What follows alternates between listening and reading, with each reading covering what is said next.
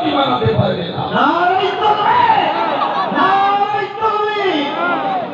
যে আল্লাহর হাতে আমার জান আর মান, সে আল্লাহর শপথ, আমরা কি মরহুম শামসুর রহমানের লাইব্রেরিতে যদি আল্লামা রুহুল আমিনের 95 খানা কিতাব যদি না থাকতো, শামসুর রহমান তার বেটাদের মাদ্রাসায় পড়াবার জ্ঞান হাসিল করতে পারতেন না। আব্বা মাওলানা পাস ছিলেন না, টাইটেল পাস ছিলেন না, তিনি কোরআনের হাফেজ ছিলেন, কিন্তু জীবনে এমন একটা দিন আমি দেখিনি যে আব্বা তত্ত্ব বসে আছেন অথচ হাতে কিতাব নেই।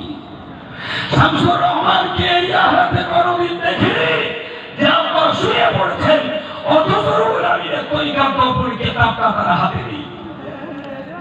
জীবনে যা লড়াই করেছেন, সিলসিলা চললে, এ জাতি চললে, এই কমিউনিটি চললে, যারা পীরের এই নীতি আদর্শকে টিকিয়ে রাখা চললে, আপনার জিন্দগিতে যত লড়াই সংগ্রাম করে গেছেন, এই লড়াই আর সংগ্রামের রুহানি শক্তি এসেছে রুহুল আমিনের কিতাব থেকে।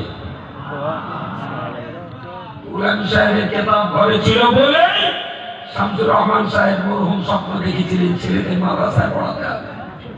তাহলে হাফেজ হওয়া মানে তো গাদার সমান, শুধু কোরআন বই বেড়ায়, কিছু বলে না।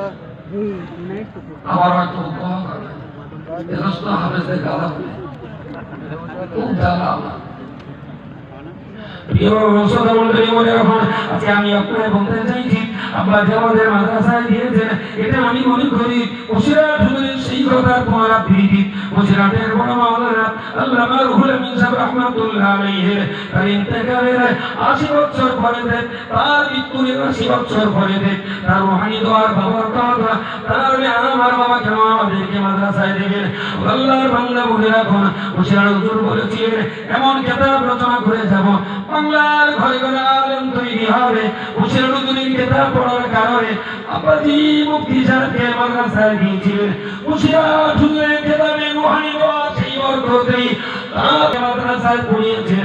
আবার সেই বেটাটা লেখাপড়া শিখে এই যে সুন্দর বাজার বসিয়েছেন, আল্লাহ পাক যাদের কসম করে বলছি, এ জামিয়া রহমানিয়া এটা অবশ্যই তারা পীর আর বসিরহাট হুজুরের রুহানি দোয়ার ফসল।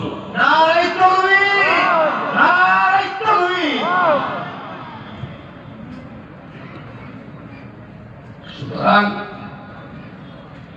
কেউ যদি হুইসেল মেরে টিডিট, কি ব্যাপার তোমার লাল কার্ড সেন্সার বাইরে, টিডিট কি ব্যাপার তোমার হলুদ কার্ড সেন্সার বাইরে। আরে বড়াব্বা, আমি তো রেফারি বলে মানবো, তারপর তো তোর বাসি দেবো। আমি তো তোর রেফারি বলে মানি, এই কেন তুই বাসি দিচ্ছিস? কাল প্লেয়াররা কথা শুনে রেফারি, মাঠের বাইরে থেকে বসে দিলে সেই বসে রেফারিরা। তুই কি আমার একেবারেই গান বুঝেছিস নাকি যে বাসি দিলি মাঠের বাইরে যাবো? সারা মাঠটা কি তোর নাকি? প্রিয় সহমণ্ডলী মনে রাখুন, আল্লাহ রুহুল আমিন রাহমাতুল্লাহ আলাইহি তিনি তার কিতাবের ভিতর কিতাব দিয়ে জাতির জন্য যে খেদমত রচনা করে গেছেন। আল্লাহ রুহুল আমিন রাহমাতুল্লাহ আলাইহি এত টাকা রোজগার করার পরে দেওয়া তার ডেড বডি বহন করবার জন্য 10টা টাকাও তিনি রেখে ইন্তেকাল করতে পারেননি। এত টাকা রোজগার করার পরে দেওয়া তার হুজুর পীর কেবলা রাহমাতুল্লাহ আলাইহি দেওয়ার জন্য বলেছিলেন মশাই। উনি বললেন না, আমার দিতে হবে না, আমার রক্ত মশাই খেলে ইসলাম ক্ষতিগ্রস্ত হবে না, কিন্তু এলমে দ্বীন যদি চর্চা বন্ধ হয়ে যায় ইসলাম বড় হোঁচট খাবে, বড় আঘাত খাবে। তাই আমার পিছনে টাকা খরচা করে মশারি কিনতে হবে না, বরং ওই টাকা দিয়ে আমার লিল্লাহ বলিয়ে তোমরা 10 কেজি চালের ব্যবস্থা করে দাও। আল্লাহ বান্দা, আপনি আপনাকে বলতে চাইনি, আল্লাহ আপনাকে বলতে চাইছি পূর্বরা বিশ্বাস দেওয়া তিনি তার ব্যক্তি স্বার্থ রক্ষা করতে চাননি, জাতি স্বার্থের জন্য জীবন কোরবানি দিয়েছেন।